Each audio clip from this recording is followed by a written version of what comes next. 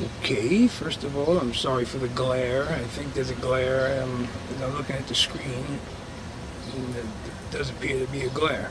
And I tried everything I can to take it away, but I can't. Anyway, this is for the person who asked me to read the book, Divine Revelation of Heaven. And I looked on the internet, and the short summary I got from it was referring to a woman who supposedly had gone to heaven or something like that, or walked with Jesus or saw Jesus at a state of death or something like that. It's my position that very few people are in heaven right now. From what I get from the Bible, from my studies from the Bible, no one is in heaven. Number one, the Bible specifically says that Judgment Day, which is the time for once we be judged and to either go to heaven or hell, is not until the end. We are not near the end, nor were we at the end back in Jesus' time or before Jesus' time.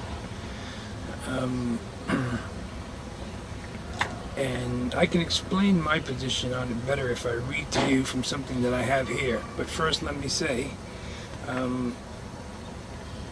whenever anyone is telling you anything, be it me or a priest or some pastor or a preacher or your bishop or your pope or anyone, you shouldn't just believe out of hand. If you believe in the Bible, then it's the Bible you should be going to verify and check anything that anyone's telling you. So, I'm not here telling you to believe me for any reason because I think I have some divine revelation from God or anything. I'm telling you what's in the Bible. You can check the Bible yourself. I'll give you passages and chapters and verses that you can check out everything I'm saying.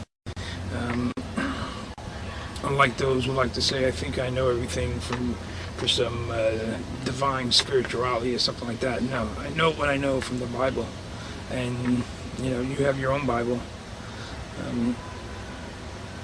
They don't differ very much from Bible to Bible, be it the King James Version or whatever other Bible you guys read from.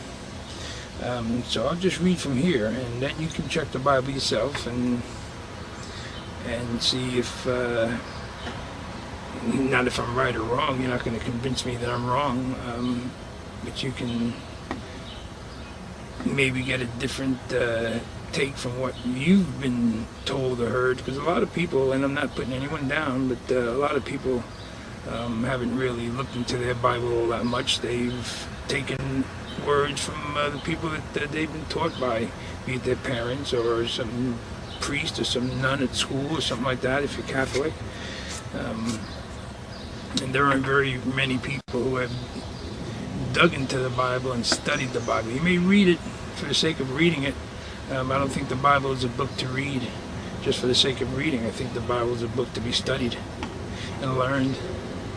So I'll read this, and you can follow along. You can write down whatever chapters and passages I spill out here, or you can go back and rewind it later and do that later. So I'll just read it from here. In the very beginning of Earth's history, Satan, while in the form of a serpent, told the first lie to Eve. I don't think anyone disagrees with that so far. He told her that if she disobeyed the commandment of God not to eat the fruit of the tree of the knowledge of good and evil, she would not surely die. Even though God had expressly warned her that in the day thou eatest thereof, thou shalt surely die. I don't think I have to tell anybody where that is, but and in any case, you find that in Genesis chapter 3, verses 4, verse 4, and I believe chapter 2, verse 17. Satan treacherously assured her that upon eating the fruit, your eyes shall be opened, and you shall be as gods, knowing good and evil. Which is totally contradictory to what God told Adam and Eve. Satan treacherously, I just read that. The Bible is quite clear that only God has immortality. Find that in 1 Timothy chapter 16, verse 16. In fact, the Bible, on the other hand, contains a number of scriptures that prove that mortal man receives not his immortality, until the second coming of Christ, at the time of the resurrection. You'll find that in 1 Corinthians chapter 15, verses 51 through 55, and John chapter 5, verses 28 and 29. There are unequivocal and authoritative pronouncements on the condition of man's death from Ecclesiastes chapter 9, verse 5 and 10. For the living know that they shall die, but the dead know not anything. Whatsoever thy hand findeth to do, do it with thy might, for there is no work, nor device, nor knowledge, nor wisdom in the grave, whither thou goest. I'm going to pause here a second. Okay, see the battery's wasting here. I don't know why. In any case, I know some people say that they were visited by someone who had passed away, someone in their family or a friend, or they could have sworn that they heard the voice of someone that they know who had died, either in their sleep, or they saw someone walking around their house that had died. And according to the Bible, that is practically impossible to happen.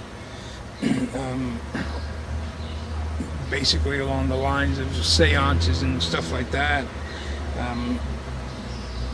And there's a